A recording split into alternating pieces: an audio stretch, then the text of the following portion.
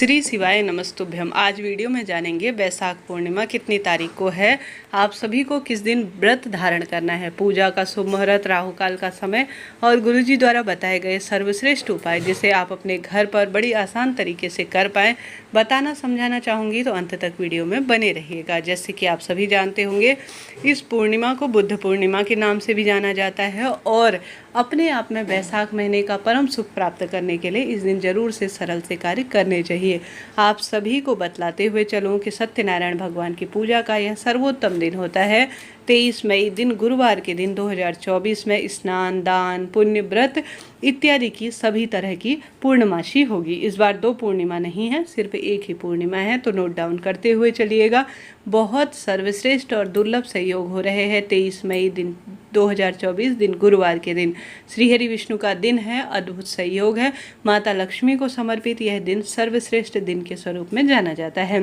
पूर्णिमा तिथि शुरू होगी 22 मई बुधवार की शाम 6:39 से और इसका समापन होगा 23 मई गुरुवार की शाम को 7:22 के आसपास। उदया तिथि के अनुसार सर्वश्रेष्ठ शुभ मुहूर्त जिसे कहा जाता है अभिजीत मुहूर्त, वह 11:57 से 12:50 के आसपास से हो रहा है। इस शुभ समय में कोई नया कार्य इत्यादि करते हैं तो अत्यधिक शुभ से माना जाएगा।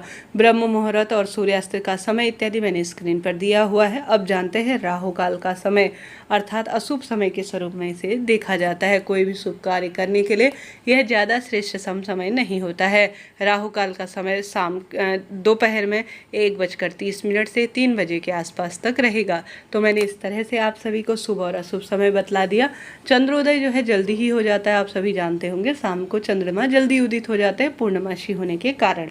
अब आप सभी अगर पूरे महीने भर का जो यह वैशाख महीने का सर्वोत्तम फल है उसे प्राप्त करना चाहते हैं तो ब्रह्म मुहूर्त में अपने दिन की शुरुआत करें।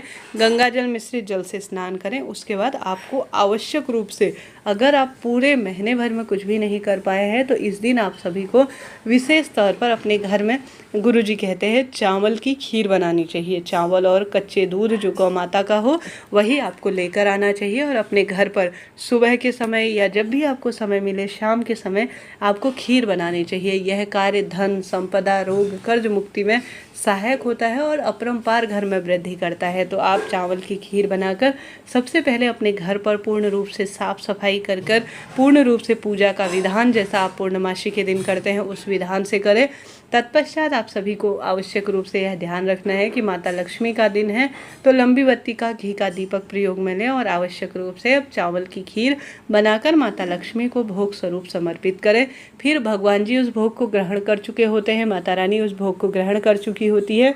आप सभी को प्रसाद स्वरूप अपने घर में उसी का वितरण करना चाहिए और स्वयं भी उसे ग्रहण करना चाहिए। किसी कुंवारी लड़की को और ग्रहण करवा देते हैं या सुहागिन महिला को इस दिन खीर खिला देते हैं तो माता लक्ष्मी को आप स्वयं अपने हाथ से खीर खिला रहे हैं, ऐसा शास्त्रों में वर्णित है। तो यह कार्य करने से आपको चूकना नहीं है, करने का प्रयत्न करना है। बढ़ते हैं दूसरे सरल से उपाय की तरफ। यह उपाय भी आप अपने घर पर कर सकते हैं बड़े सरलतम तरीके से। आप सभी को मात्र 1 बेलपत्र लेनी है और 1 चावल का दाना लेना है। शिव पर चढ़ा हुआ भी बेलपत्र ले सकते हैं, कोई दिक्कत की बात नहीं है।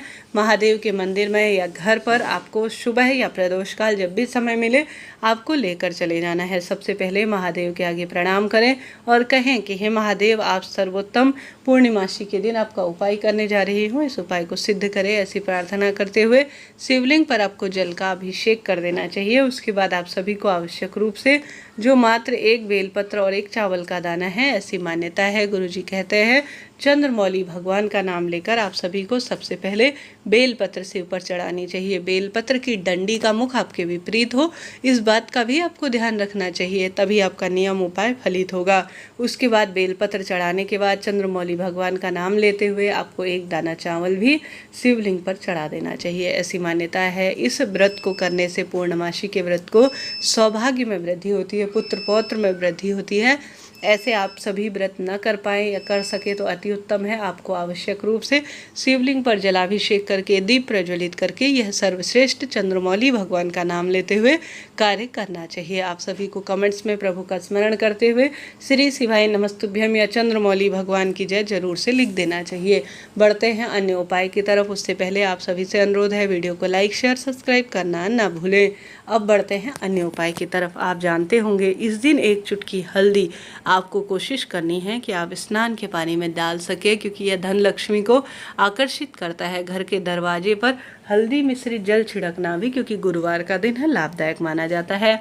हल्दी का तिलक लगाते हैं तो भी इसे सर्वश्रेष्ठ माना जाता है, क्योंकि गुरुवार का दिन है। माता लक्ष्मी जो घर पर आप पूजन कर रहे हैं, श्रीहरि विष्णु उनका पूजन कर रहे हैं, तो गुरुवार के दिन आपको उन्हें भी हल्दी जरूर से चढ़ानी चाहिए। इस दिन अगर आप विशेष तौर पर हल्दी, एक चुटकी हल्दी आप पीपल वृक्ष की जड़ में, तुलसी माता की जड़ में और केले वृक्ष की जड़ में समर्पित कर देते हैं, दूध में मिलाकर समर्पित करें या साधारण सरल तरीके से जिस स्वरूप में भी आप समर्पित करते हैं कर देते हैं, तो भाग्य की रेखाओं को प्रबल होने से कोई नहीं रोक सकता। तो करके देखिएगा। पूर्णिमा का यह उपाय आपके जीवन में दुख दरिद्रता को दूर कर कर सौभाग्य में एक अद्भुत तरह की वृद्धि करेगा। तो करके देखिए, लाभ आपको मिलना ही है। शाम के समय प्रदोष काल में अगर आपको मेरा वीडियो मिलता है, चाहे तो प्रथम वाले उपाय कह लीजिए, यह कोई सरल से उपाय है, कोई पैसा समय तो इसमें लगना ही नहीं है, परंतु इनके लाभ जितने कहे जाए ना उतने कम हैं। आप सभी को अवश्य रूप से जो है, अगर आपको प्रदोष काल का सुबह जो है अच्छा समय प्राप्त हो जाए या सुबह आप करने में कंफर्टेबल हैं, आरामदायक है, आप सभी के लिए करने का समय है, तो आप सभी को विशेष तौर पर अपने जल के लोटे में 5 बेलपत्र और कमलगट्टा डाल लेना चाहिए। ऐसी मान्यता है। 5 बेलपत्र और कमलगट्टा आप सभी को चंद्रेश्वर महादेव का नाम लेकर, किसका नाम? चंद्रेश्वर महादेव का नाम लेकर 5 बेलपत्र कमलगट्टा डालकर शिवलिंग का अभिषेक अगर आप सभी कर देते हैं ना, तो गुरुदेव कहते हैं आपके जीवन में हर तरफ से खुशियाँ बरकरार रहती है।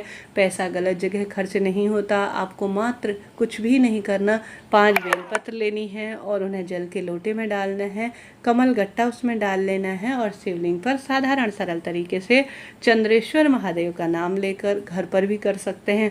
देखिए, हम सभी शिव भक्त हैं, शिव पर जल तो चढ़ाते ही हैं, परंतु दिनों के हिसाब से, पूर्णिमा अमावस्या के हिसाब से अगर जल का अभिषेक कर लिया जाता है तो इसका परिणाम कुछ अलग ही मिलता है, विशेष सुखद इसका प्राप्त होता है। तो इस तरह से इन सरल से उपायों में से कोई एक उपाय छांटिएगा और इन उपायों को करने का प्रयत्न कीजिएगा। यह कोई उपाय दूसरों को नुकसान देने के लिए तो है नहीं। कोई इन उपायों को सरलतम तरीके से, बहुत श्रेष्ठतम तरीके से उठते बैठते चलते फिरते कर लिया जाए तो इनका लाभ अनंत मिलता है। तो करके देखिएगा। कोई सा भी सरल सा उपाय, मैंने बहुत सारे उपाय आपको बतलाए, भले ही वह स्नान, ध्यान, दान से संबंधित हो, आप कीजिएगा। इस दिन किया गया अन्न का दान, चावल और दूध, दही, सफ़ेद रंग की वस्तु का दान वैशाख महीने का पूरा फल प्राप्त करवाता है। सत्यनारायण भगवान की कथा, व्रत, पूजा उपाय भी इस दिन बहुत अधिक लाभ देते हैं। गर्मियाँ चरम सीमा पर है, ठंडी वस्तुओं का दान ज़्यादा से ज़्यादा करें। हर हर महादेव, जय शिव शंभू।